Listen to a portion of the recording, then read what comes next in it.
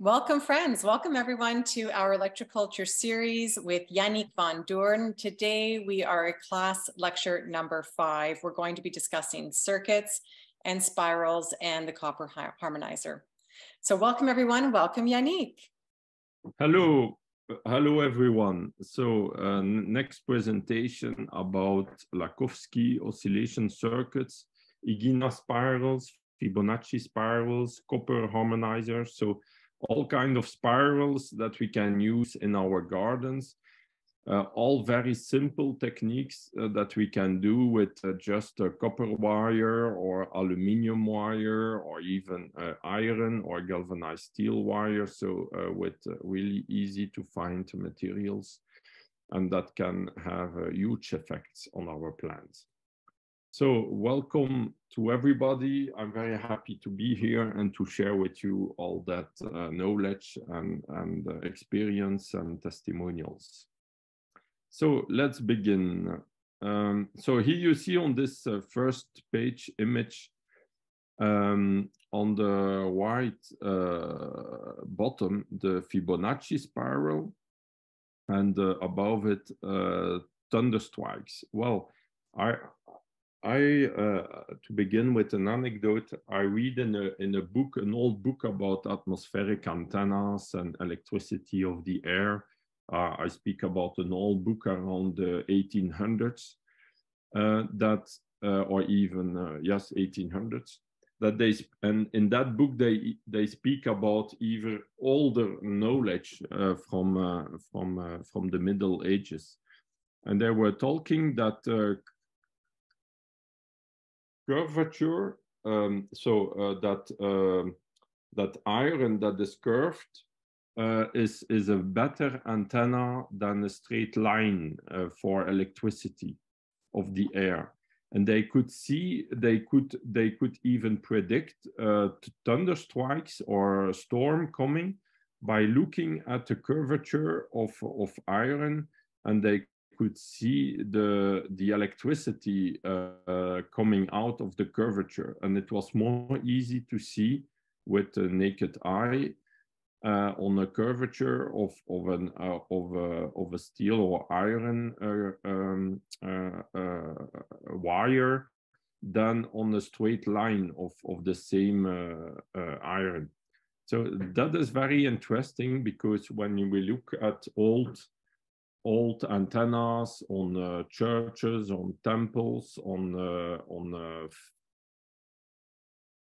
fences, we see a lot of spirals and curvatures of metals, and those maybe are all kind of antennas that will help to collect electrical energy, or kind of electrical energy of our environment. So that's an introduction to the spirals, where we have all curvatures in all directions, but with certain rules. There are certain rules that are respected. We will begin first to speak about those bracelets, or those Lakowski coils or antennas, like we see on the left of the image. And then we will speak also about those spirals, like the Ighina spirals, so spirals in the form of a cone. Those are very powerful, a lot more powerful than just normal spirals or normal coils. The spirals in a cone, like Luigi Ighina did, are really very powerful. We will see that. So we will talk again about the history, some scientific ideas and working principles, how to install all those kind of antennas, and some results that we can see very quickly results. If we do test on germination of seeds, it's in 1 or 2 weeks you can see already results. So it's very powerful. So in the historical timeline of electroculture, we can find the research about George Lakhovsky with the Lakhovsky coil, or like the kind of bracelet. We can find that back around 1920s, 1930s. The spirals of Luigi Ighina, those are already from the beginning of the 1900s until now. Ighina lived around more than 90 years old, and he was even a student or a worker with Marconi, the inventor of the radio. So he lived from beginning of the 1900s until the beginning of the year 2000. So he was really very old, and he saw the whole century passing by. So from the first radios and phones until the new hour portable. So it's really extraordinary. And then we have also the Fibonacci coils, or spirals, that we can find back in history until very old times, because we find this back in fences, in old structures all over the world also. So we will continue. Here you see some oscillation circuits you can find in museum, like bracelets that are mostly in copper, gold, or silver. Now, in our gardens, we will not use really silver and gold. It would be quite expensive and would attract parasites and thieves. But that's not what we want. So with copper, we will not attract those ones. So we will help to grow the plants. It will be better. But we see that in those musea all over the world, because it was a kind of knowledge that was known quite all over the world. We see it at the old populations of Europe in the before Jesus Christ, but also in South America, in North America, in Asia. We have all kinds of bracelets.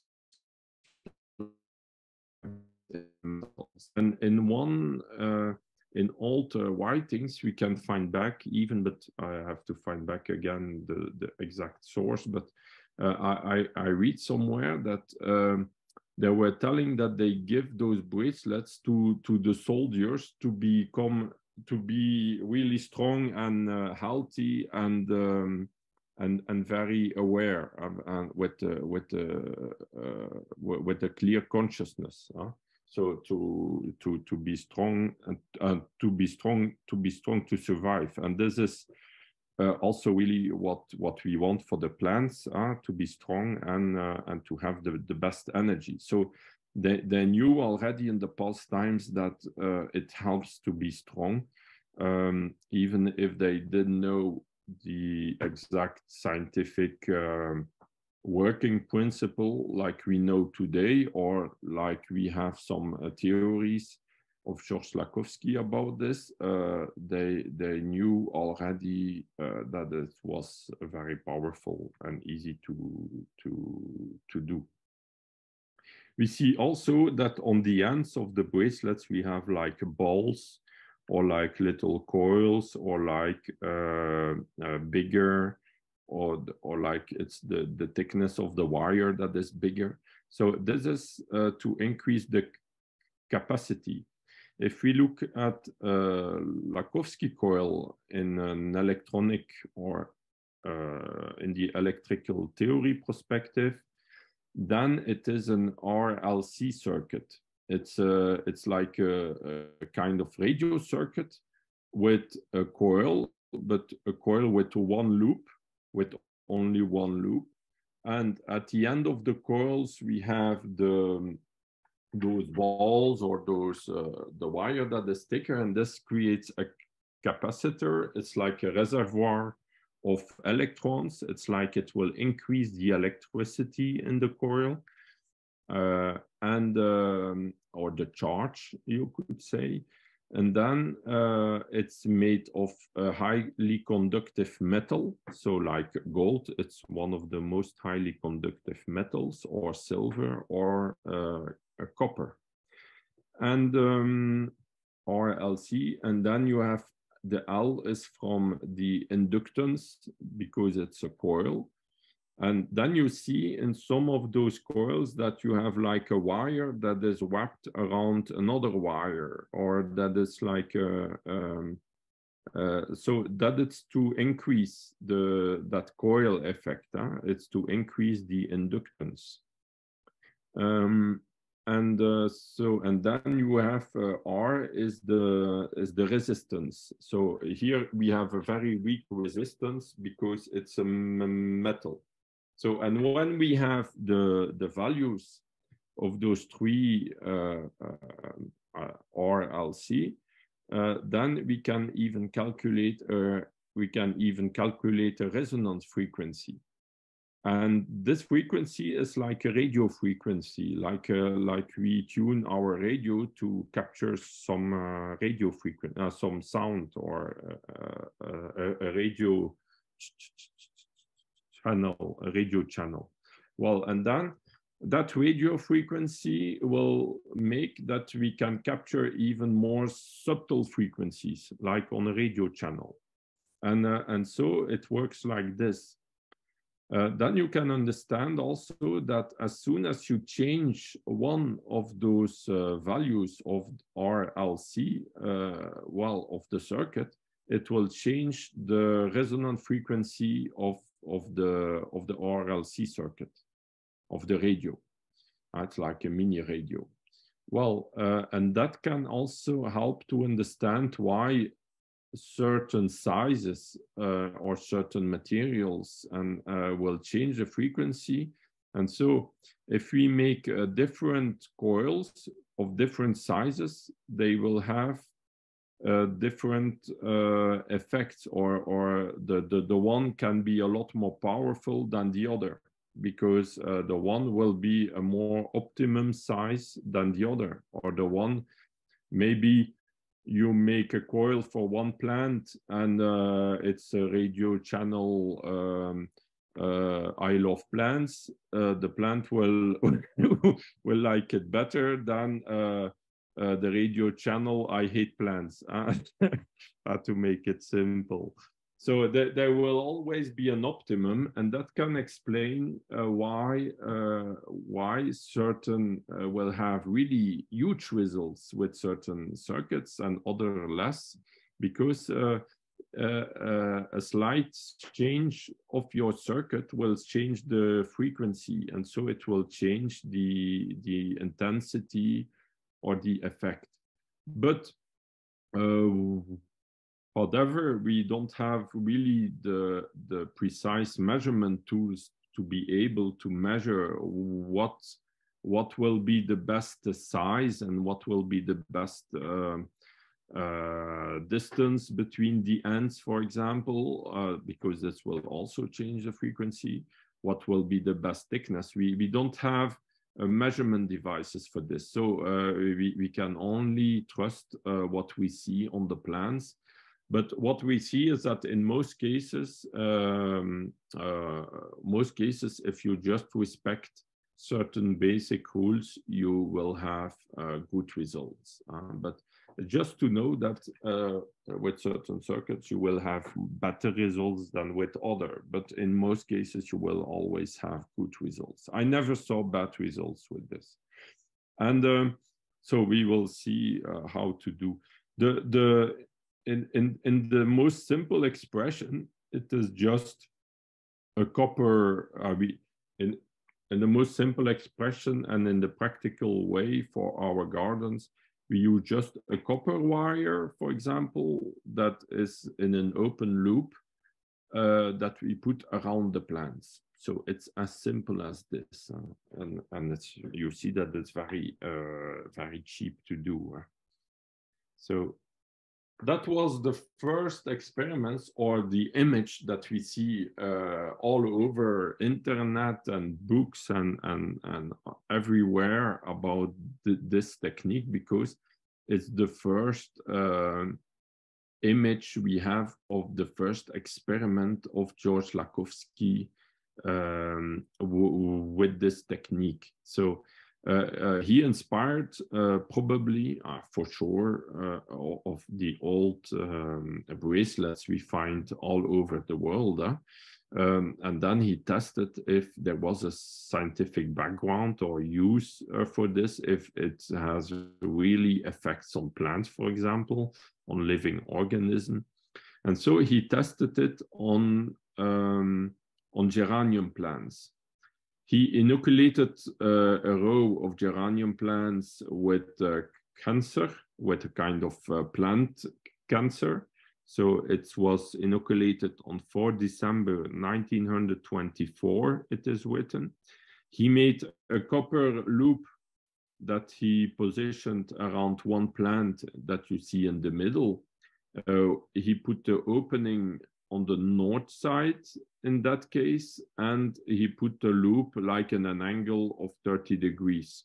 His idea was to optimize also with the Earth magnetic field and to increase the effect, because the orientation can also optimize, like a radio antenna. The orientation will also increase the effect. And so in his idea, he thought that it would be better to put the open ends to the north and the angle like this around 30 degrees. And you see that after 1 month or 2 months, because his beginning of the experience was beginning of December, and 2 months later, end of January 1925, you see the result where the plant with the circuit survived the cancer inoculation and continued to grow like he was healthy, like there was nothing bad happening. So, and all the other plants were like dead, so that's a huge difference. That is also interesting, that if your plants are already healthy, you will not see really much difference with Lakhovsky coils. But if your plants had certain weaknesses or stress, then you can see huge effects because it will really neutralize or help to increase the energy even in stress situations. So that is very interesting.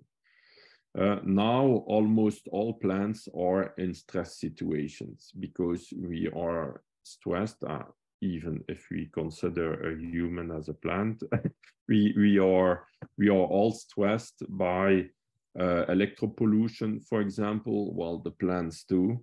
And also maybe climate problems, or if they have not enough water or polluted water or pollution, any pollution will stress the plants too.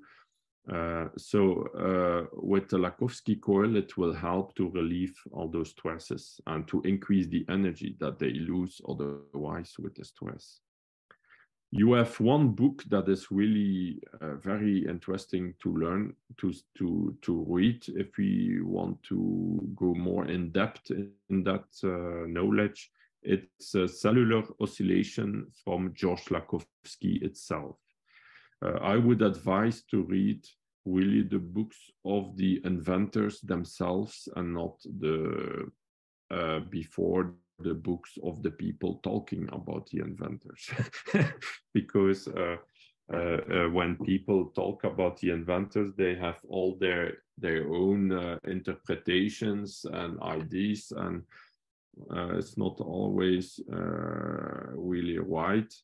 And when we read the books of the real inventors or the first experimenters, we understand better how they came to that idea, how they evolved from one idea to another, and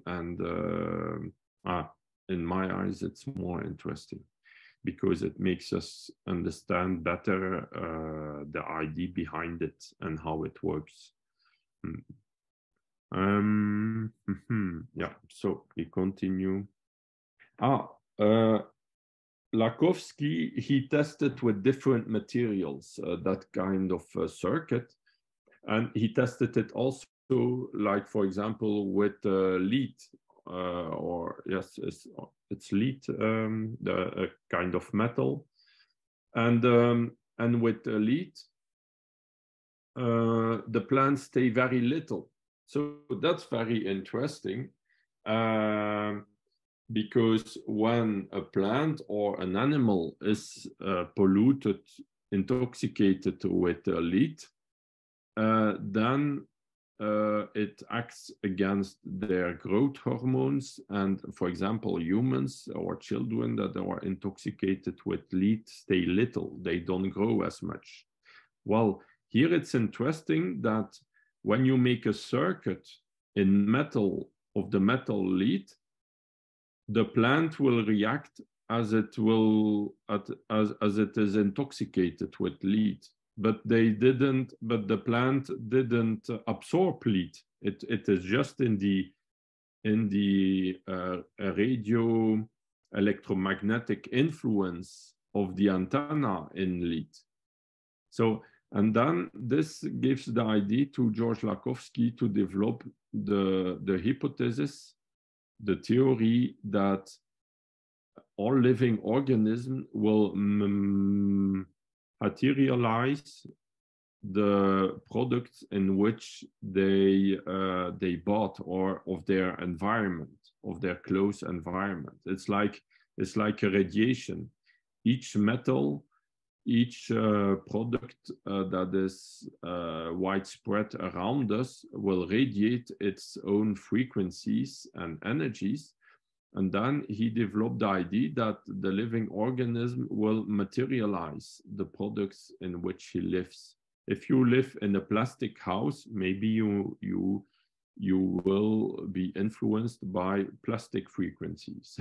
If you live in a more natural house, you like made of clay and stone and like old houses, you will bought in more natural frequencies. So it's probably a lot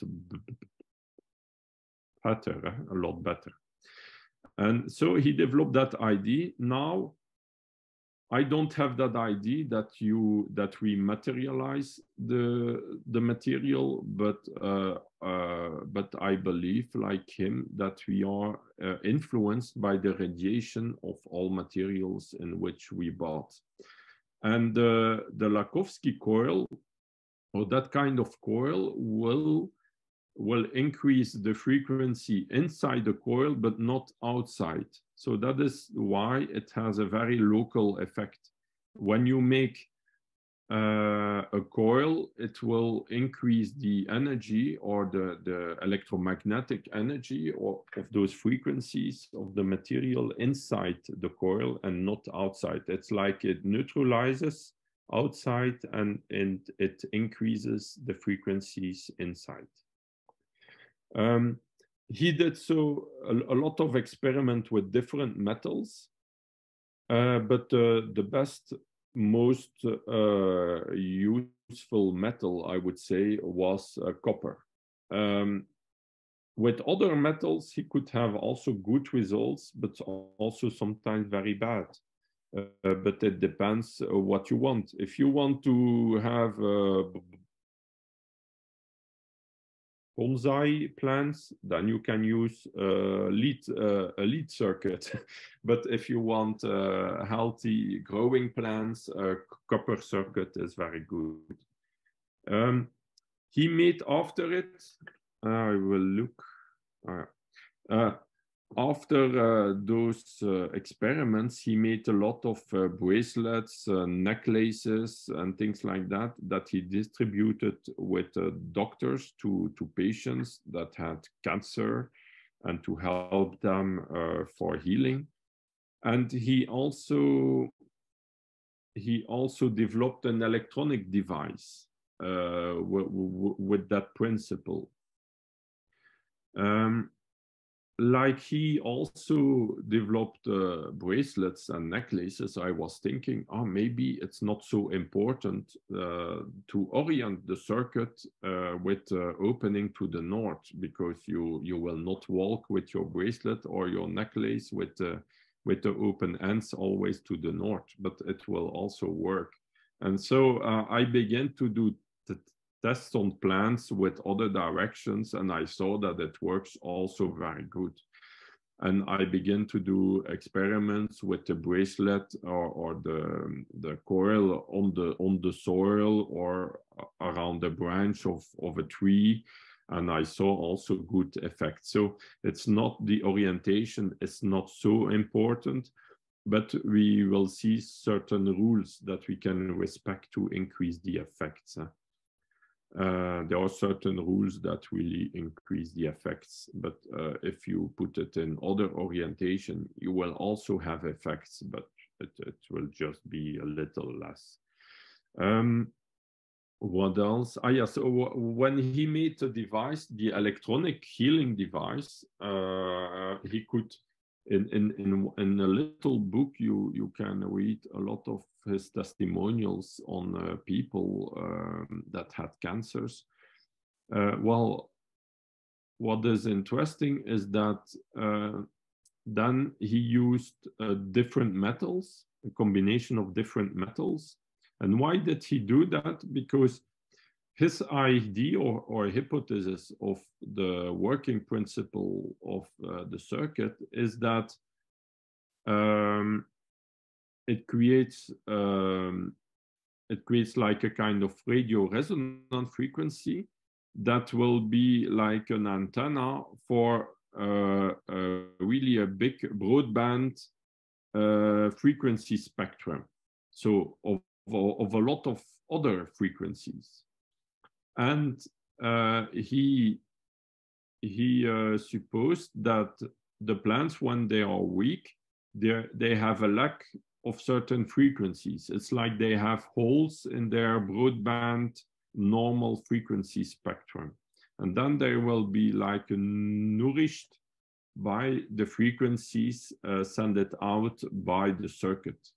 And so then it gives him the idea to use a lot of different metals, because each metal will bring certain frequencies to the circuit. And then to even increase the effect, he decided to make an electronic part, an electronic generator, an electrical generator that discharge very high voltage spikes on it. And then it creates then it becomes even more powerful.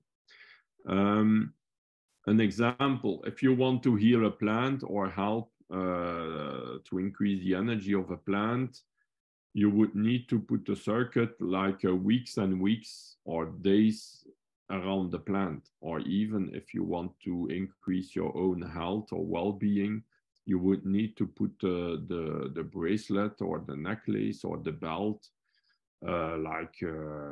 weeks and wearing it every day, a few hours or the whole day to see the effects. Well, when he made his electronic device, he could have really big effects already with 20 minutes a day, like 3 or 5 treatments a week. And he could, after 1 or 2 weeks, heal really big health problems. So it's a lot more powerful with some stimulation of high voltage.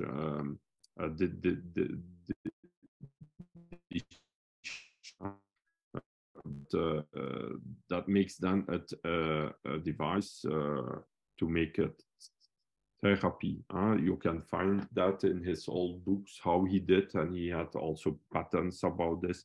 And this helps also. I did test with that kind of devices on germination of plants, and it really, it is also very powerful.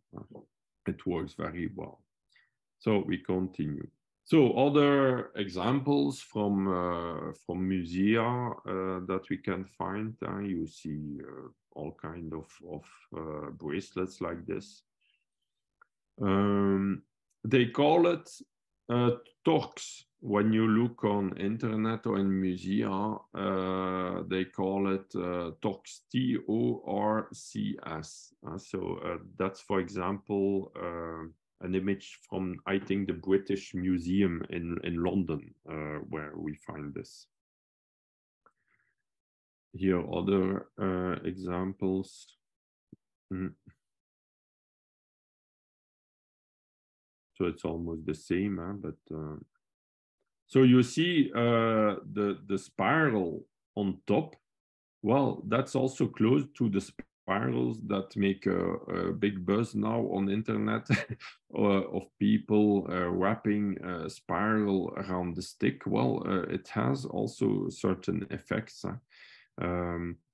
So it can also in that way have certain effects. Now the difference with a coil with different loops and a coil with only one loop is that when you have only one loop, it doesn't have a direction of the magnetic field. And when you have different loops, it creates a direction. And so if you put a coil with different loops, then we don't call it anymore a Lakowski coil, then it is a normal coil. Because it works a little bit differently. And then in one direction, the magnetic field will go in one way. And if you put the coil in the other direction, like clockwise or anti-clockwise, it will push the magnetic energy the other way. And so in one way, it will maybe stimulate growth, and in the other way, inhibit growth. So that's why we see in testimonials sometimes very good results and sometimes no result at all, or even bad results. And it's difficult to understand or to know, because we don't have measurement devices, to know what is the need of the plant on a certain moment, if he needs better in one direction or the other direction. So to avoid that problem, it's more easy to make one in one loop to make a Lakowski coil. That's why I don't really use the technique with a coil like this around the stick, for example, because then you don't know the direction that is better. In springtime, it will be different because the energy goes up more, and in autumn the energy goes down. So so you need also to respect the natural way of growing of the plants if you want to have good results. That is, for example, a patent, an image from a patent of Lakowski of 1927. And you see a coil with even another coil around it. So it's like you would have a stick, but a stick that is banded in a bracelet in a circular form, and then above it, around it, he even coil even more with another wire around, and this can also increase the effect, but it's more work to do. But already with just a simple bracelet, you have already good effects, but you can even increase the effect by doing like this. You see a lot of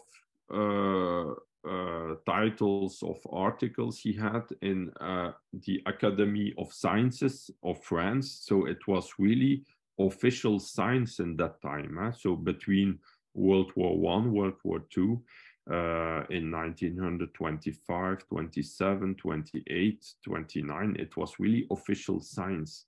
But after World War II, it was like it disappeared and they didn't talk about it anymore. That's on the left, you see another image, and this is a coil or a bracelet, but in a bigger format. It was like as big as a man, like 1.50 meters or 2 meters high. And this is an idea of Justin Christophe Low to use it like this. It's to make like a bracelet or an open loop in a vertical position. And then he said that the energy was increased at the north side. He put the face face to face to the south and the north. And then he said that to the south it didn't have effect, but that the energy the vital energy, he called it the vital energy. So it's like the organ energy or the vital force of all living organisms will be increased at the north side. It's interesting to know that Georges Lakhovsky lived at the same time as Justin Christophe Low in France.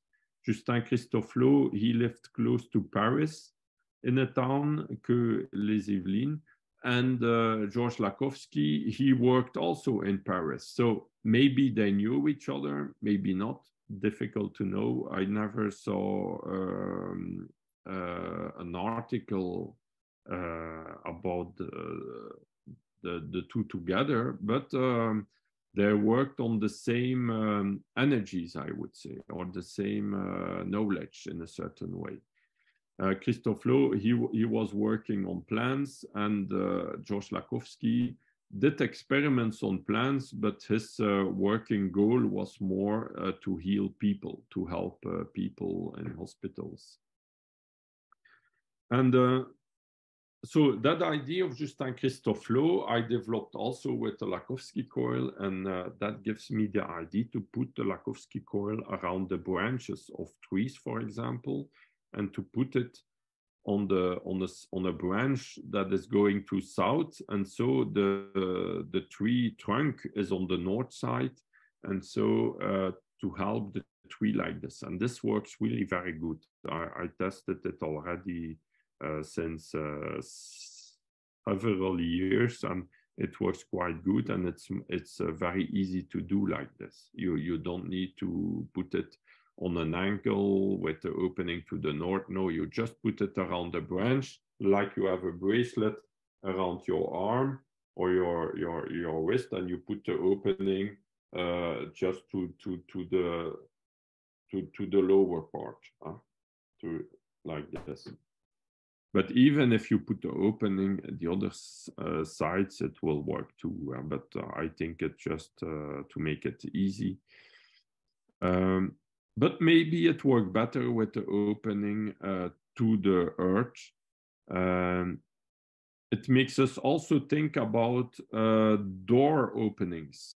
When you have a door of temples or churches or even old houses, sometimes the door opening is made of a certain stone that is different of the stone of the houses. And so this creates also like a circuit. And it creates also an energy field like this. So that's very interesting to notice. In electronics, we speak about a dipole or a dipole.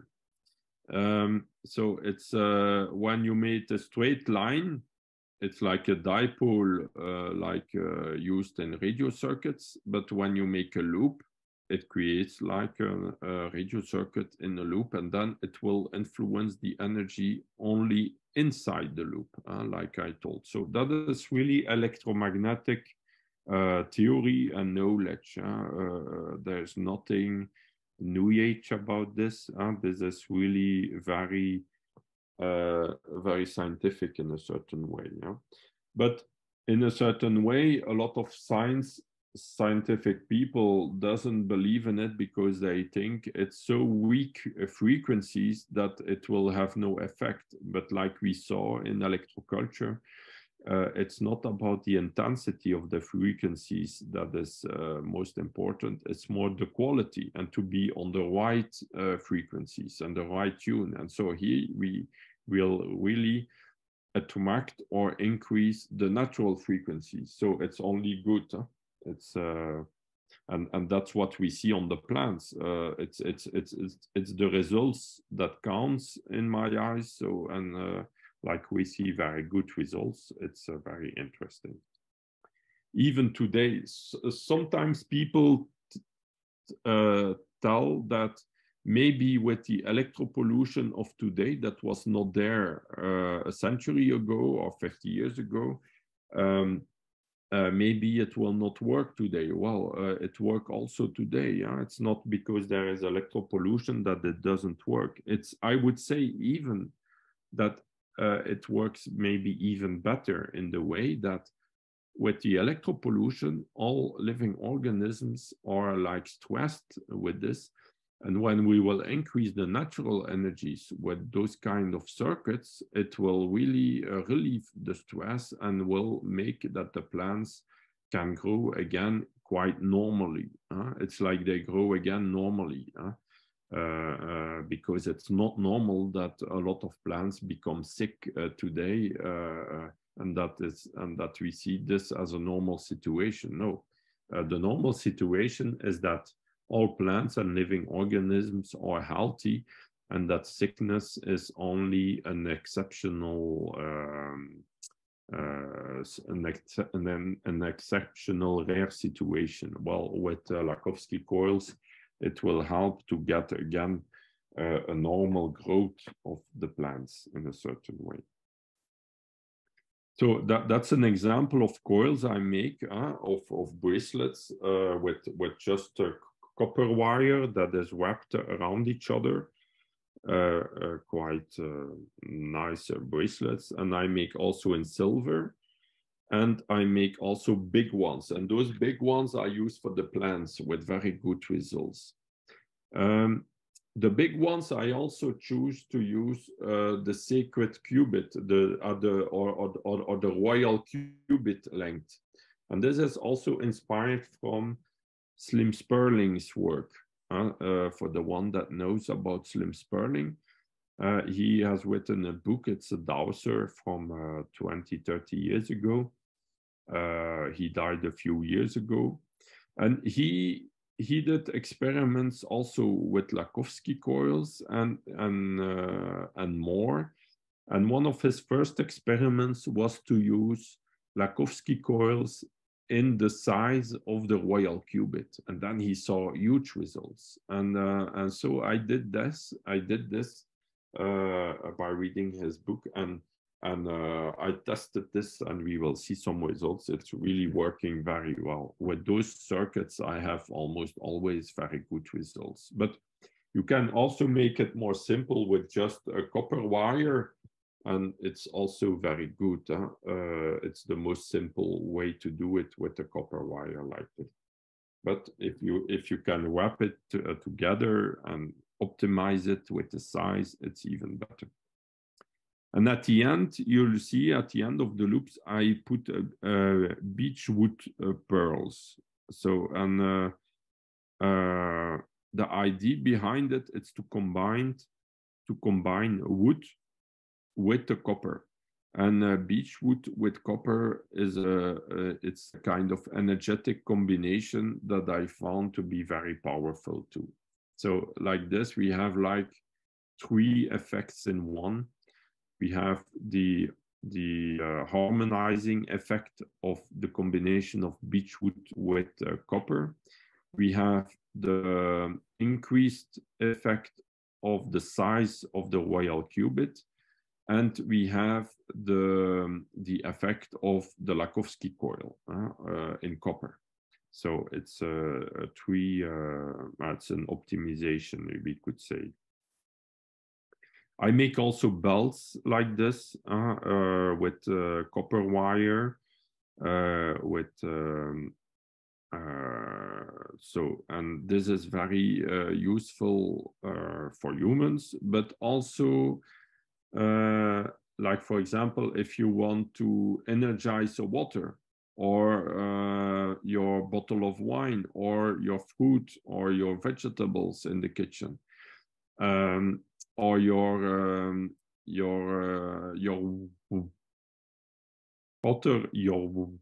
water bucket in the garden. You can put a belt like this around, and this works also very good. So very interesting. You can make this big and little. You can make this as little as a bracelet, for example, or even more little. Or you can make it very big, like meters, and put around a huge tank or your seed silo for the farmers to energize the seeds, for example, or your water tank or your spray tank. So it's very interesting. Yeah. Here examples. On the bottom left, you see two pots with a leek, where I see that leek, and you see that the leaves are a lot bigger on the left with a circuit that I just put on the soil like this. And so I see that those two pots the same way, and one I put the circuit just on the soil on the like you see, and on the white not, and you see huge difference. On the white, I did the same with the broccoli plants, and you see also huge difference. So it's very powerful. It works very well. We saw also very good results with this on fruit trees. For example, I had testimonials of fruit trees that were full of aphids, like apple trees, and people put Lakowski coils around, and in a few days there were almost no aphids anymore on the tree. Also against frost stress, or to increase the frost resistance in springtime. Well, I had a testimonial like this of a gardener in the nearby village, and she put around some apple trees Lakowski coils and the other not. It was a few years ago. They were blossoming, and then there was a frost. Well, all the trees with the Lakowski coil, they had apples afterwards. She yielded apples, and all the trees without, she didn't had any apple, because all the flowers had freezes, and there were no apples. So it can make a huge difference between having a yield or having no yield, because the circuit will help to increase the energy of the plant that will make it more resistant to disease, or the disease will just not appear because it's not their environment, or it will increase their resistance against stress, like a drought, like frost, like excessive heat, like any kind of stress you can have around the plants. So it can. So it's not an effect like there is an aphid and it will kill the aphid or something. No, it's not an effect against a disease. No, it's just an effect that we will increase the energy, and it will create a positive environment for health. And so the diseases, the pest, will disappear by themselves. They will just go away to more weaker plants, or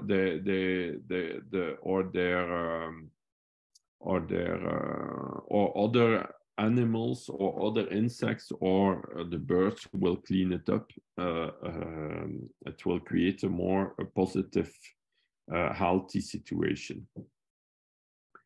also against radioactive pollution. Why I tell this, why I'm so convinced about this, is because when you read the book about George Lakhovsky and his effects to heal cancer patients, well, more than 90% of his cancer patients were healed by his devices. And when you look at the cancer patients he received from the other doctors, there were the patients that were already treated with a kind of chemotherapy of the 1930s and 40s, and also, or they were treated with radiation therapy. And like you know, radiation therapy is like it's like the same secondary effects of radioactive pollution or radioactive radiation during nuclear war or nuclear pollution or catastrophes like in Chernobyl, for example. Well, when we look at the effects also of electropollution, at high doses, it's very similar. It's also kind of radiation with the same effects. You lose a vital energy, you become tired, your immune system become bankrupt, and you become sick of anything, what you get, what you meet, and you don't have energy anymore. Well, it's quietly the same. Electropollution or radioactive pollution, it's almost the same. It's not very different. And and what is really amazing that nobody noticed before that I know about is that when you read that book, you see that all the people that had cancer healed of their cancer, but they healed also of all the secondary effects of the radioactive treatments, of the radiotherapy. So that is very interesting. And that goes in the same direction of another guy. There's one professor that discovered that too from Greece. It's Dr. Papas, and he discovered even more about Lakhovsky therapy devices, is that it stimulates transmutation processes, and that's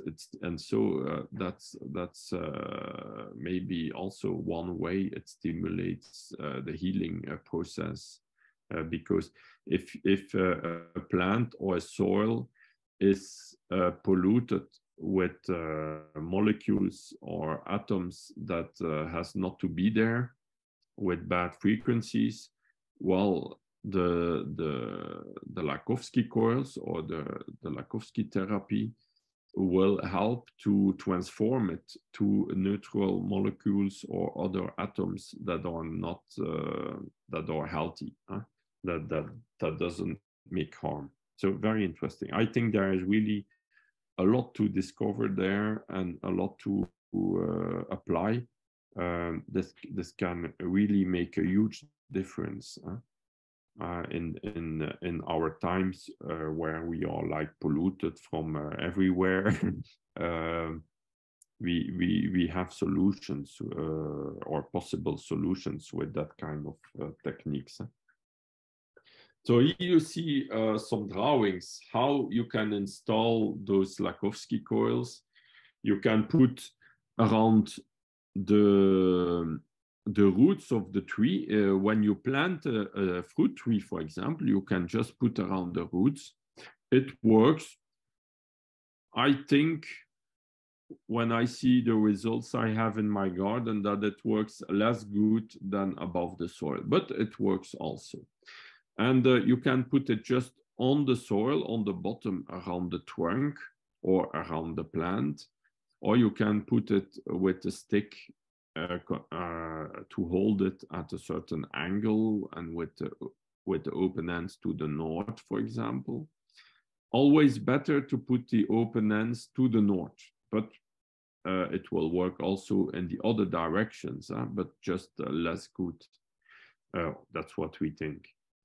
And also, when you put in a vertical position, like you see on the image, then you put it around the branch, for example, with the trunk of the tree on the north side. And this works very good. I now advise more to use it like this because it's a very easy way to use it. And then it stays a long time around your tree. It doesn't annoy you when you work in the garden, because when you put it on the bottom, sometimes when you take your lawn mower or grass mower, maybe, or your dog will play with it or whatever, or your children, and so it will disappear and will be all around in nature. But when you put it around the branch or in the soil around the tree, then it's once and for all, it's installed and it will work, and it doesn't change. It doesn't move anymore over the years. So that's a way you can use it. Here, examples in my garden with just a normal copper wire. Well, we have observed also that the color can change also the effect. And in that way, for the most positive effect, you can use different colors together. Now, from the beginning, I did always with the copper red color of the red electrical wires that I find easily. And I had quite good results with this. But one day, there was one year, a few years ago, I had 2 apple trees that were in bad shape. And one I put a red color wire, so it's the red plastic insulation that make it red. And at the other tree, I put a blue wire with a blue plastic insulation. And what I observed is that with the blue wire, the tree made a lot of vegetative growth, and with the red, the tree made a lot more flowers and fruit, but less vegetative growth. But in the 2 cases, their health was really a lot increased. There were a lot less disease or no disease at all. And they become again more healthy. So that's very interesting, that the color has also a huge influence. It's quite logic, because color is, you have the electromagnetic frequencies of light. Light is an electromagnetic frequency. And when you see a color, it's because it filters the light. It's when the material absorbs all colors of the white light and reflects only one color, like red, then you see red to your eye. If you see blue, it's that the material absorbs all the colors, but only send back blue, for example. So it's also interesting to understand this. In that way, it can make us think. It can also it's an idea I have to develop in electroculture, is that every color is a frequency, and there are, like, for example, there are insects that doesn't like certain colors and that even are repelled by certain colors. And then you can use, I know that certain insects doesn't like yellow, for example, and other insects will be attracted by that color.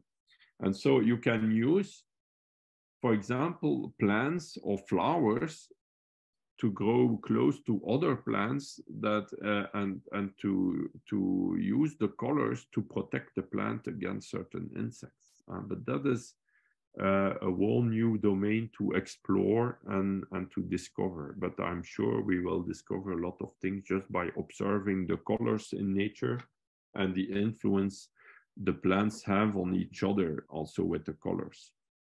Because colors, it's electromagnetic frequencies. We don't have to forget this. It's also electroculture in a certain way. The effect of the colors corresponds also with the effects we find in grow lights in greenhouses or for inside cultivation.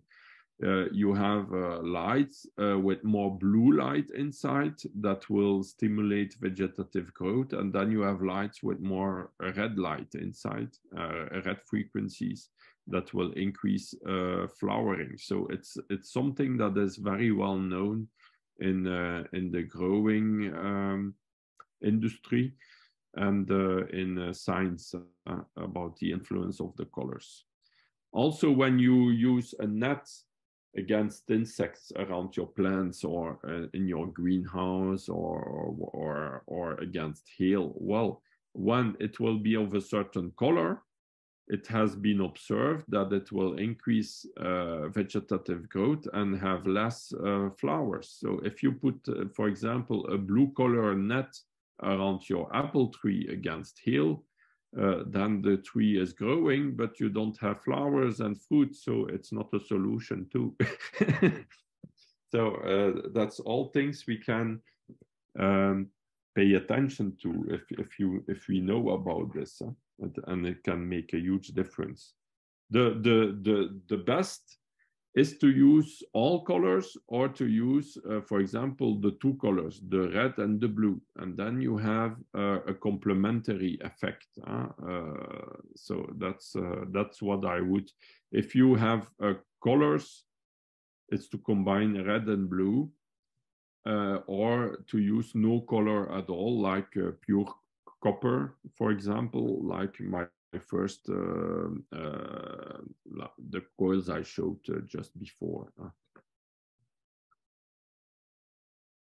Example of that was from a friend that has huge big leaves of dandelion with a Lakowski spiral, a Lakowski coil of different colors, like you see, mostly red and blue.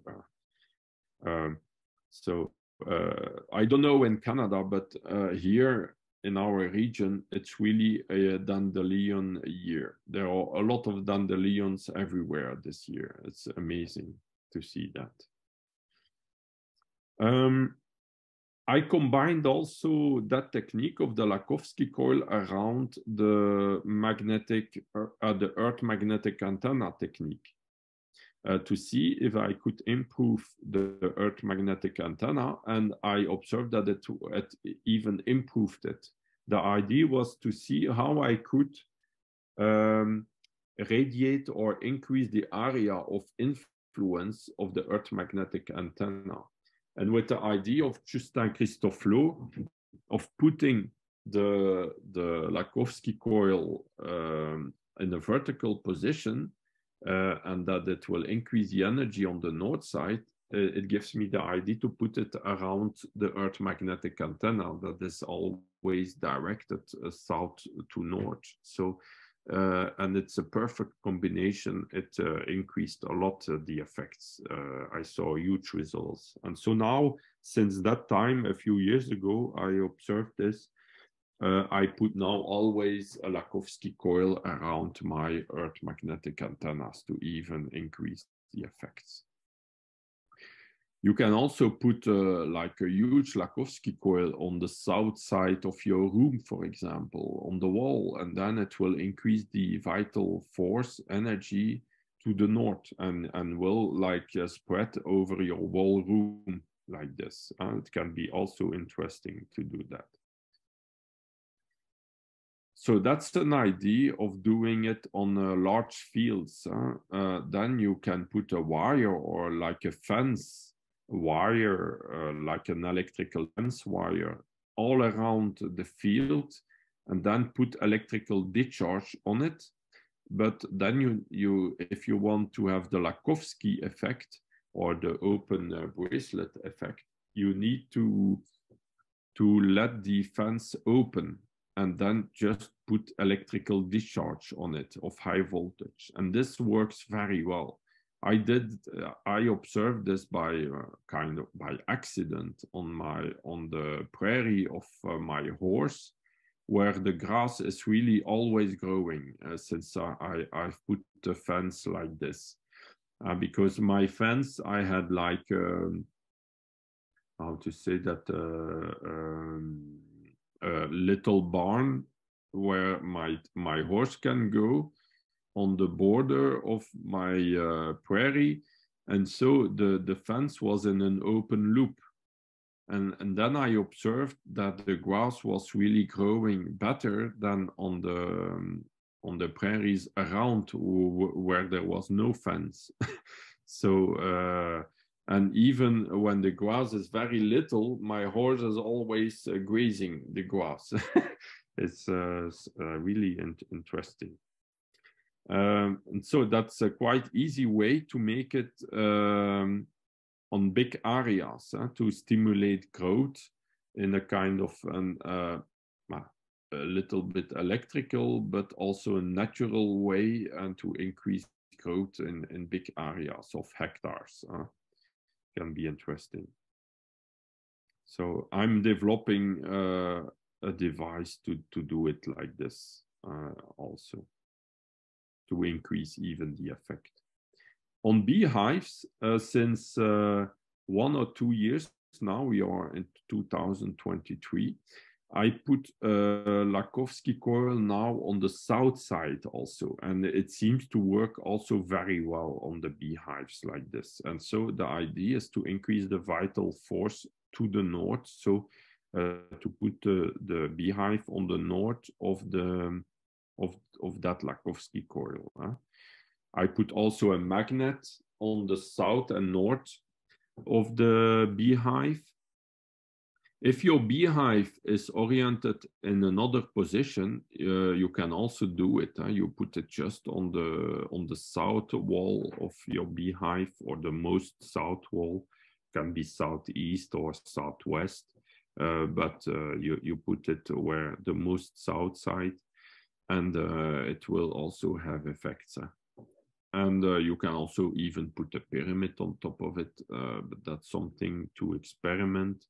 I didn't experiment this for the moment, the pyramid on the top of the beehive, but I know beekeepers in Spain that did this with quite good results, and a beekeeper in France too that experimented this with quite good results too. So continue. There's a lot to see, because there are still all the other antennas to see. So here, an evolution of the Lakowski coil at the size of the royal cubit. Well, you can make the Lakowski coils also on other sizes. It's not a problem, but it works very well on the size of the royal cubit, that is 52.5 centimeters, or more precisely 52.36 centimeters. And in inches, it's also written in that patent of Sperling, that what he did, it's another system. He take the Lakowski coil, and then he welded together to make a closed. And then he saw that the closed loop, when it respects certain sizes, like the royal cubit size, that it becomes also very powerful, very interesting. But it doesn't work at other sizes, or less. It works also a little bit, but less. And so he made then coils like this with 2 wires wrapped around each other. Also important in his technique, he used 2 copper wires wrapped around each other, because he observed that when he make a closed loop, if it's a single wire, then it has a positive effect at one side and a negative effect at the other side. And when he make a double wire that is wrapped around each other, then it has a positive effect at the 2 sides of the wire. So that's why he made it like this. And it's kind of a new invention then, that he called the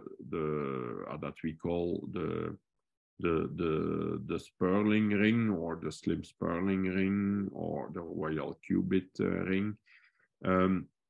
So that is an invention of Sperling. Now there are a lot of people doing that kind of stuff since he died, and it's quite interesting. I had some people around in the electroculture world that tested it with quite good results too. So we can continue. That is the other technique of the copper beechwood copper harmonizer or copper beechwood harmonizer.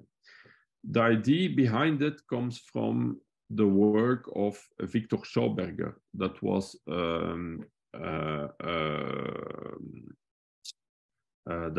an Austrian engineer in the 40s, in the 30s, 40s, 50s. And he did a lot of research about vital force, living energies of water and trees and living organisms and fertility. And he discovered that when you use iron tools in the garden, when you move, I would say moving iron tools, because it's different with a static iron stick that doesn't move, that can have positive effects like we see in electroculture.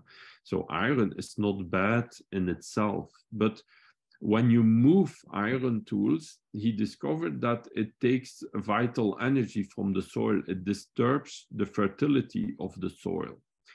And then he discovered that when you use copper tools in place of iron tools, that you don't lose that vital force of the soil. And it could have a difference of like 30% of yield just by using copper tools instead of iron tools. And then there was a Holland farmer, a farmer from the Netherlands, that I met one day during a presentation. He was a dowser too, and he discovered that you could neutralize the bad effects of the iron tools with a copper beechwood harmonizer. Because why did he that research? It's because, or that discovery is because he was looking for a system to continue to use his iron tools, but without the bad effects of the iron tools. And because when you have to replace your tools with copper tools, it's a lot more expensive. If you want a spade or a tool in copper, it's like 10 times more expensive than in iron. So when you are a farmer, and you need big tools, it's a huge investment. And then he discovered that when you use little copper tubes, like you see on the image, and you fill it with beechwood, and you connect it in connection to the iron tool, that it neutralizes that bad energy. And he did a lot of tests with this, with quite good results. I did also, and it's quite amazing. It seems to work. And and there is even a farmer in Canada that bought me harmonizers like this a few years ago, and that did a comparison test between different fields, and he confirmed it to me that it worked well also. It was a guy in Quebec. And what is interesting is that if you look at the colors, when you take copper, it's kind of brown, orange, red color when it's nude, and when it oxidizes, it becomes black and even bluish, greenish when it oxidizes.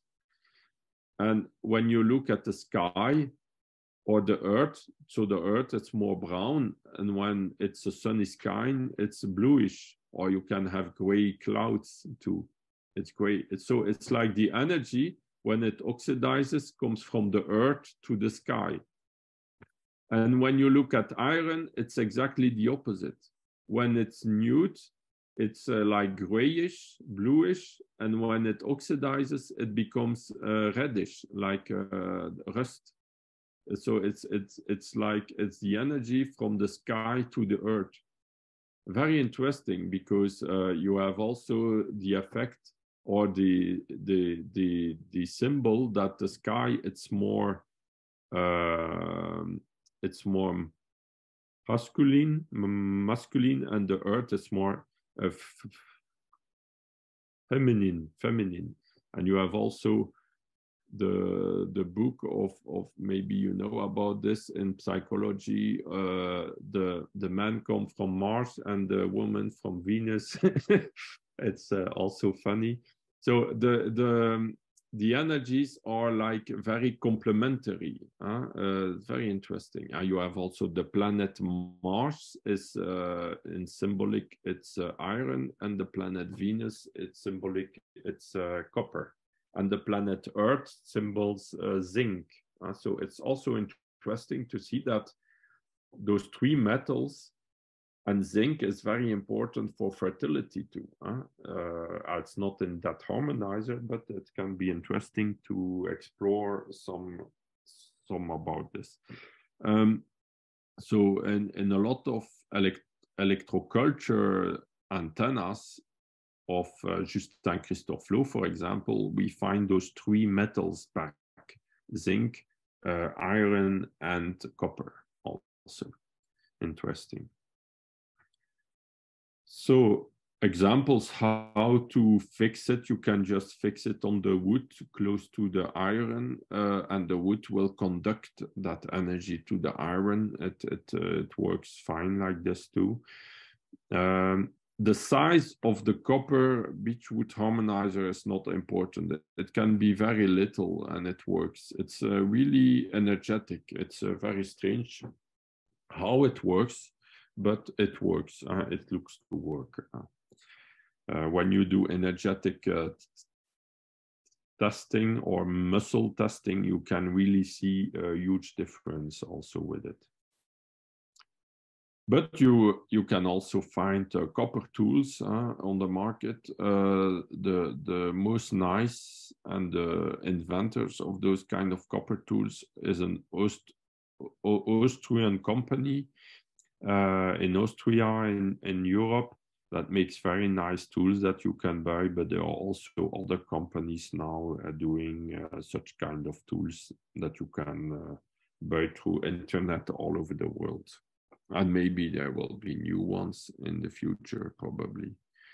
When you work with those copper tools, I assure you, I bought several ones, and when you work with them, you feel really the difference in comparison with the iron tools. When you begin to work with those little shovels and tools, you don't want anymore to use iron tools, because it's like, with the iron tools, you feel that it loses your energy, that it's more hard work, that you are more tired after the work, or even during the work, it's like more work. And when you use the copper tools, it's like everything is easy. It's really a lot more pleasure to working with it. There is really an energetic effect also on our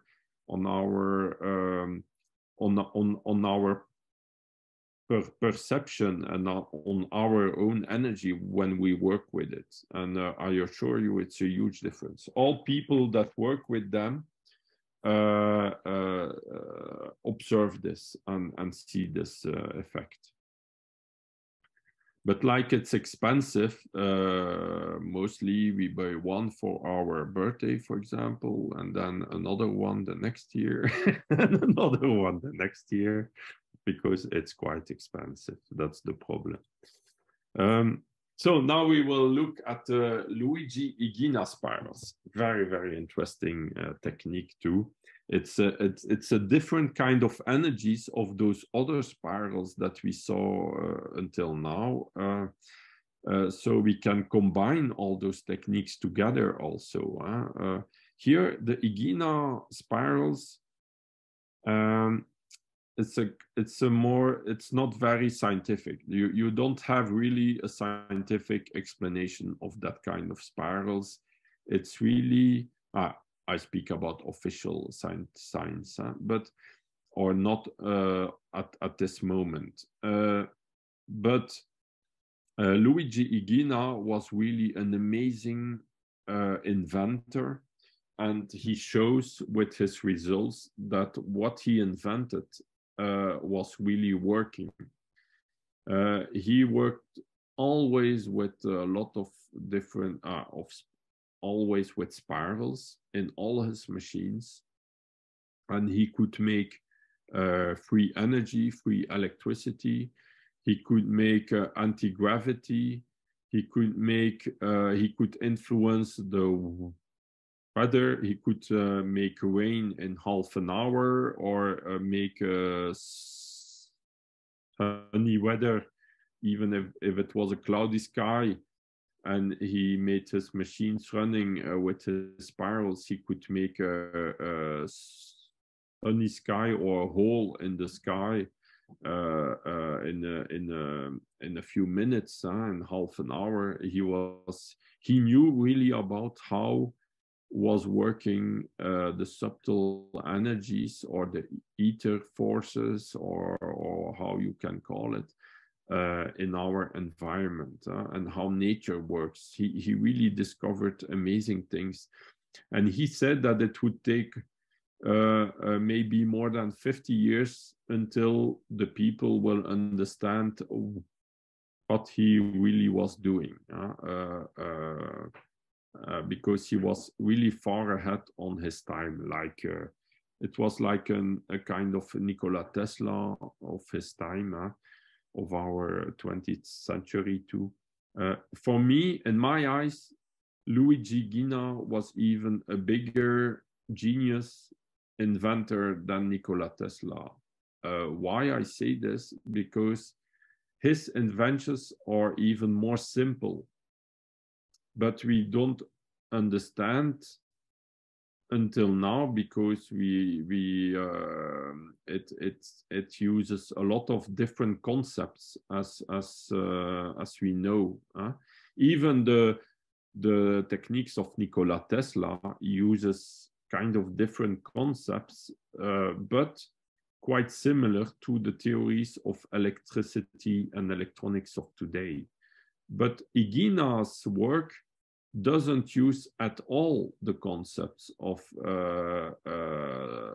the scientific theory of electricity of today, but they work. So it shows that the reality is even different as the concepts we learn at school. And the force of Ighina is that he didn't went at engineering schools about electricity. So he was not polluted with the theories you learn at school. So he looked at electricity and the energies in a whole new way, just by observing nature. And he discovered all this just by observing nature. So that's a whole different way of learning and discovering. It's like you go to nature to learn. It's not like you go to school, you learn things, and then you go to nature and you explain how it works. But the reality is when nature learns it to you. It's not when you learn it at school. What you learn at school, it's just all hypotheses of scientific people that maybe work 90% of their time at their desk with just a plant in a pot on their window of nature, and it's not like they observe 90% of their time. What really happens in nature is different. So we will look at this, and you see with all the spirals above your head, you become very smiley. That's very funny. So the theory of Luigi Ighina is that you have a kind of energy coming from the sun or from the cosmos. going to the earth, and that energy is like moves in spiral, in spirals like this. And when it goes in the center of the earth, it's like reflected like a mirror, and it goes again to the sun, also in spiraling. It's the same energy that just being reflected, and it changes of color. The energy from the sun, he says, it comes in yellow. So the sun normally is yellow, and the energy from the earth to the cosmos, when you look at the earth from the cosmos, it's bluish, it's blue. That's why we call it the blue earth. And when you mix blue and yellow, what do you get? Green. And so he says that the green, the plants are like the materialization of those two energies. You need those two energies to create to create a reality in which we live. It's like a fusion of those two energies. But that energy, he said, goes through everything. You cannot isolate that energy. But you need antennas to capture this energy and like to slow it down or to transform it to energy that is used, that can be used or that can be accumulated or used by the plants or the living organism. And that's why also the plants grow in spiraling or like everything. You see spirals everywhere in nature, because spirals are like have an antenna effect to collect that energy. So it's a whole other viewpoint of the electrical theory of a coil that collects electrical energy and creates a magnetic field and everything. That's the electrical viewpoint. But here with Ighina, we don't speak about that. He speaks about a kind of energy that goes through everything and that has to be collected by spirals to be able to be transformed and to be used by the plants and living organisms, and to grow and to create matter. And he showed that in experiments. He made experiments with a lot of spirals in a cone form, like you see on the image, like a cone like this in a spiral. And he says that when he put a lot of them together and he connected to a wire, then he showed that there is electricity coming out, like electrons coming out from nowhere. It's like it materializes electrons. It's like it creates matter. It creates electricity from nowhere. And that is very, very interesting. He observed that the energy flow is always flowing in clockwise direction.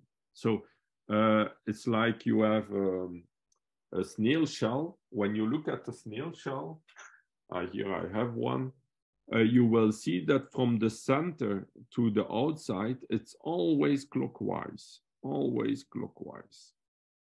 And so he discovered this, and then he made, as an example to the snail shells, he made spirals with aluminum wire. It will work also with other metals, but Luigi Ighina himself used always aluminum wires. Of what I know about him, it was always aluminum wire. That's very interesting because it's quite cheap, aluminum wire. It's more cheaper than copper wires or iron wires.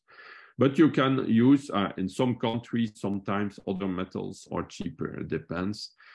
So you can use in copper, in aluminium, in zinc, in iron. I saw already very good results in copper. I made a lot of spirals like this in copper and with very good results, but also in aluminium wire. Why he used also aluminium wire is because aluminium has a kind of storage capacity of that energy, like a battery, and that can also be interesting. That doesn't have other metals. So it's like the energy is stored and it's radiated back to the environment when the environment need it, or when the energy is less there. An example, probably during the day, it's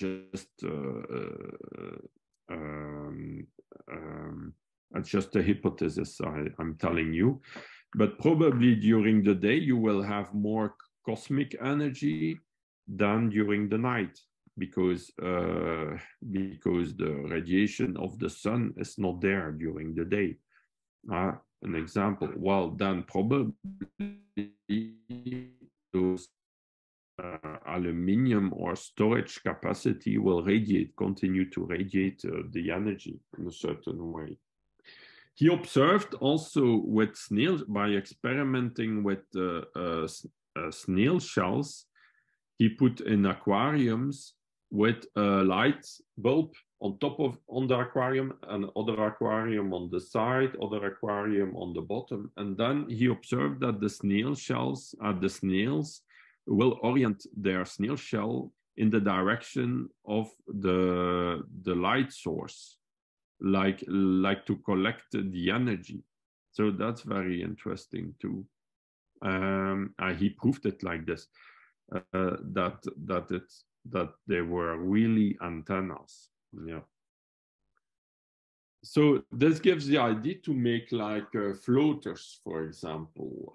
That's not Ighina thing, but people had the idea to make floaters with spirals like this to energize the water. And this seems to work very well. It's quite, you see, it's very, very easy. You take a wire, copper or aluminium or iron, and you wrap it in a cone form, and you connect the wire, just touches the water, and it will work. Or it can be even in the water.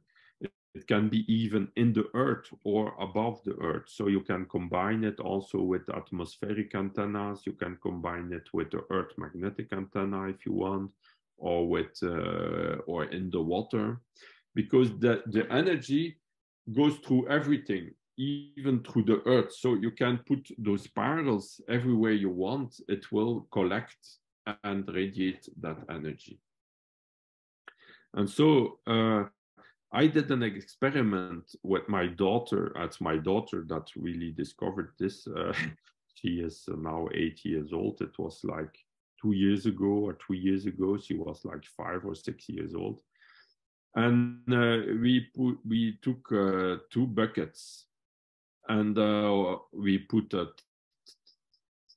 tadpoles of the pound in the buckets, and one we put spirals inside, and the other, and after like 2 weeks, we observed that the tadpoles with the spirals grew a lot faster, and they had already their first legs a lot before the other of the control bucket.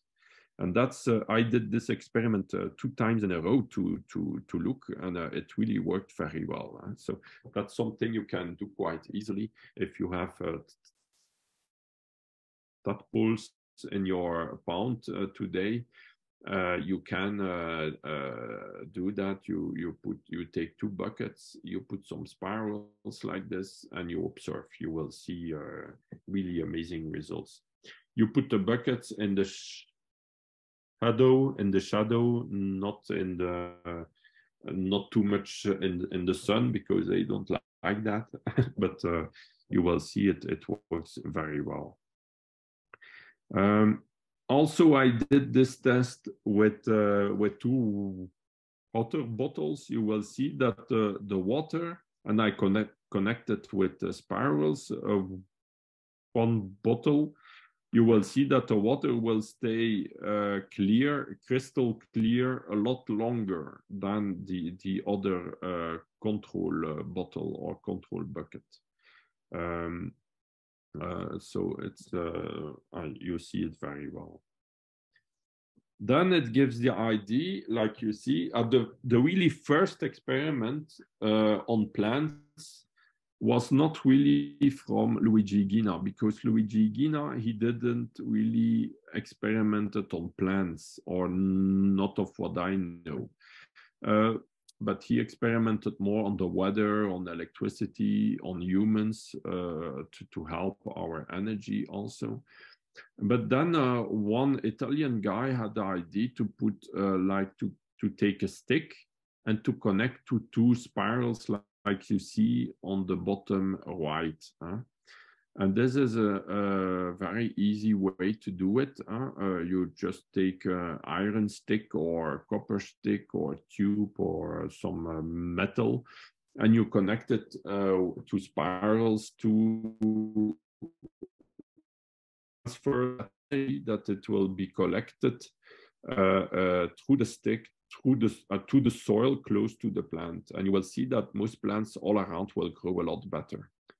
And then this gives the idea to people, and myself too, to make molds like this in 3D print, to make it more easy to make spirals like this. And this is a very easy way to make spirals. With a mold like this, you can make very quickly really nice spirals of different sizes. You can find those molds on my site, for example. I improved those molds over the years to make it even more easy. Like now they are like hollow inside, so you can make a bigger wire at the end, but that you see with the practice. You can also make double spirals, like you see on the top left. It's like 2 spirals in one, and that you can also see in old artistic structures, or even in fences or grids in metals used as fences around properties. You can see that kind of forms also. So it was probably not by hazard. It really works very good as antennas, those kind of spirals. It works a lot better than just normal coils. It really in cones like this. It's really inspired by snail shells. You look at the snail shell, and then you can be sure of the direction, clockwise direction, and how to do it. You have also the work of Walter Russell that speaks also about this, that all energy is flowing in spirals. And that you have always polarities. So there are a lot of similarities, I would say, between the theories of Walter Russell and Luigi Ighina. They are not completely the same, I would not say that, but it can help to understand better how Luigi Ighina ideas works, and how those spirals works. It can help. To improve the effect, Luigi Ighina used yellow spirals with the tip directed to the sun to collect the sun energy, and he used the blue spirals with the tip directed to the earth to increase the earth energy. And it's always good to use the 2 energies. So a spiral in two directions, like you see on the stick on the right here, with a spiral directed to the sky or the sun, and one spiral directed to the earth. If you use only one spiral in one direction, then you will increase more one energy over the other.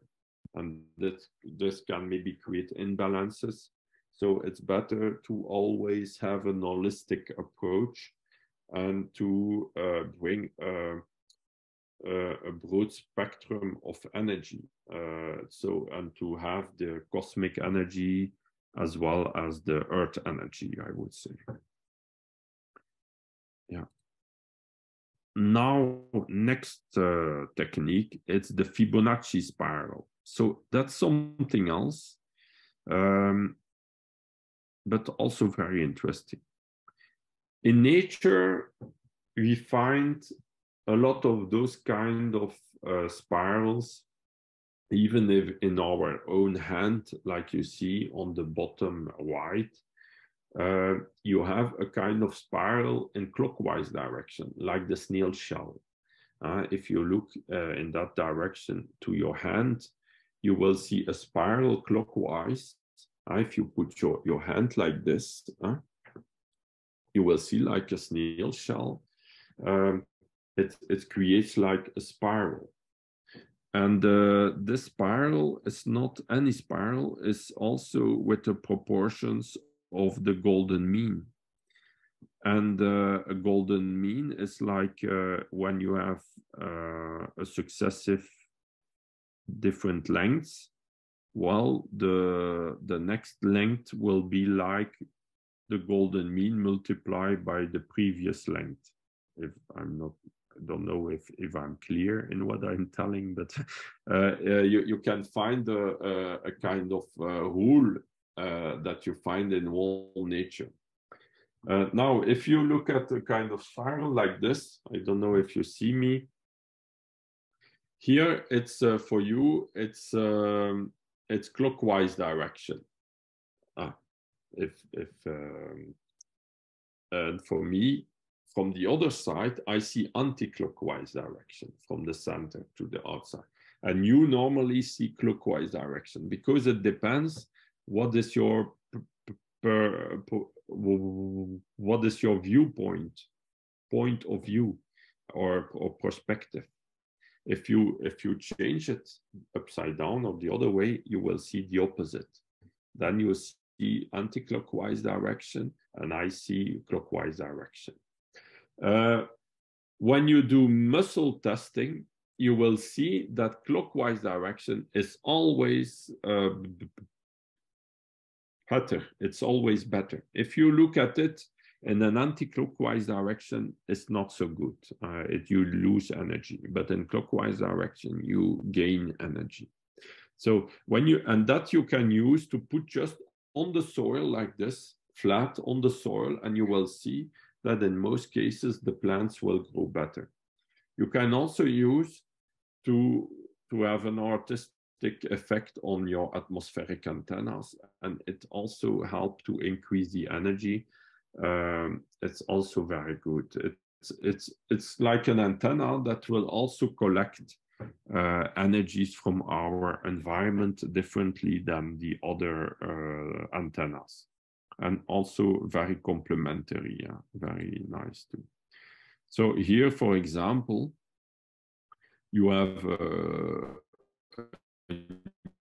new atmospheric antenna that I made. This was one inspired from Fibonacci spirals and the Ighina spirals, the double Ighina spiral that I made in copper. And you see like this, and this works quite good. I put this on my rhubarb, and that first year I had rhubarb of 1.45 meters high. And the previous years, my maximum was around 1.25 meters or something like this. And now it's already 1.45 meters.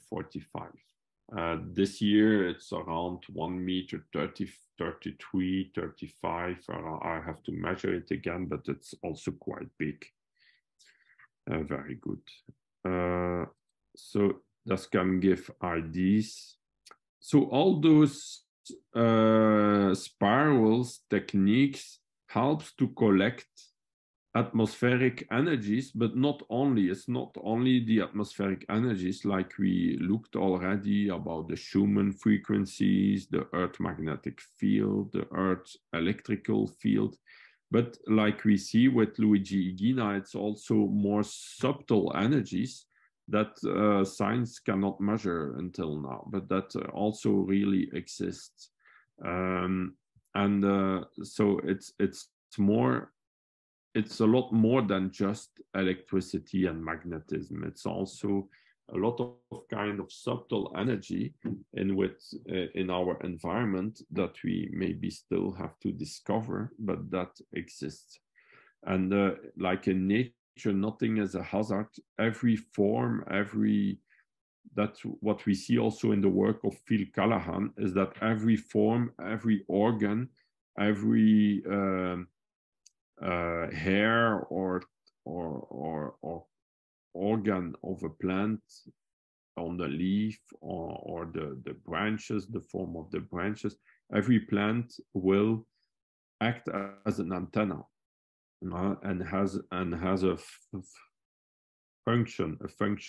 So like we have just an idea I share with you, but like we have a lot of different plants, different forms of plants. Probably each plant will prefer certain energy, certain frequencies that will be related to its form. And so maybe its form can give us the idea which kind of frequencies or which kind of energy it likes to attract. Probably. So I don't know if you understand what I want to tell, but but that's just an idea. I hear that was a device I made with the idea of George Lakhovsky and his electronic device. I put like a coil with electrical discharges, and I put on beans, on the germination of beans, where I saw a lot of effects. I energize also water with it, and I sprayed it on plants full of aphids. It were dahlias, the flowers, and after 1 or 2 weeks, there were no aphids anymore, and the dahlias were growing very well. It's an example. It's like it will increases the overall energy and the disease will disappear. In my eyes, all kind of diseases, sickness is just a sign of low energy in a certain way. And as soon as you will increase the energy, all disease just disappear. So it's as simple as this. It cannot be more simple. And so all what you will do to increase the energy, but I speak about vital force energy or organ energy or life energy. So everything you will do to help to increase life energy will help to diminish or reduces disease and will help to increase health and good growth and yields and the quality also. So when you use a technique and use for example, to increase the energy, and you still have aphids, for example. It's not that the technique is not working. It's just that maybe you didn't increase enough the energy. Maybe you need help of other techniques also to increase the energy. And it's not only about electroculture techniques. You have naturally also to know what's the best soil for your plant, what's the best environment of light, of shadow, of humidity, or just basic agricultural rules also. But with electroculture, in my eyes, if we conclude or summarize this, it's really the idea is to increase life force energy, and the best you will the more you use techniques to do this, you cannot give an overdoses of life force. That doesn't exist. You are just healthy, or you are even more healthy, but you can not be too healthy. That doesn't exist. So, and with plants, it's the same. They will just be better. If they don't need the energy, if it's with passive techniques, they just will not take it. They just take what they need. Like when we have food, we will take the best food we can, what we have around us. And when we have enough, we don't eat everything. We just eat what we need, or we drink or eat or take what we need, and not more. Well, with the plants, it's the same. I speak about a normal situation. So you can combine all those techniques together, because they're like working on different kind of energies. We have the atmospheric antenna, magnetic antenna, pyramid, basalt, round towers, those Lakowski coils, Fibonacci spirals, copper harmonizer, Ighina spirals. They are really amazing, those Ighina spirals, also because they are so mysterious how they work, but they really work very, very well. An example, if you put just snail shells with seeds to germinate, and you do a comparison test, you will see that just only the snail shells already have an antenna effect, and most plants will germinate faster and better, like sunflower seeds. It also shows that snails, maybe you see them eating your lettuce or vegetables, but if you destroy your snails, maybe your lettuce will grow less fast, because they maybe need also the energies, because what you see at first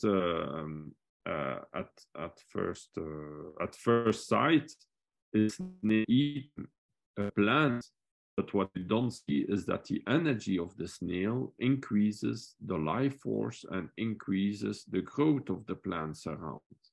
So you will see that the snails doesn't live in the desert. They live where there are really nice growing plants. So if you want nice growing plants, you need snails in a certain way. So because they live together. And if they live together, it's that they need each other's energy in a certain way, or influences in a certain way. And it's up to us to understand what are there and how to organize the garden and the life, that everything lives together in harmony and in abundance. Here's some books I spoke about, the Cellular Oscillation from George Lakowski. You have also the patents of Justin Christophe Lowe, and the patent with the coil, with the open loop. Very interesting patent you can find also on the internet. You have the writings of Luigi Ighina. Luigi Ighina has not much writings. But there are some. There's not much in English, but there is one in our group that translated already a lot, and very nice to him. Thank you very much to make those work of Luigi Ighina known over the world, because a few years ago his work was only known in Italy. And now it's already more known in France, and now also in the English-speaking part of the world. So that's very nice. Yes, that's it about books about those techniques. There are not so much. A lot of George Lakowski. You have also the work of Victor Schauberger. It's not in that list, but he wrote also books, and there are many articles about Victor Schauberger, about the use of copper tools and the effects of iron tools. also very interesting in that for that presentation. So thank you very much for listening. I hope I didn't make it too long, and but like always, difficult to stop to talking and sharing the anecdotes. But so I wish you a good experimentation and nice results and a lot of sharing of our testimonials and results to continue to build experience all together in that field. Thank you very much.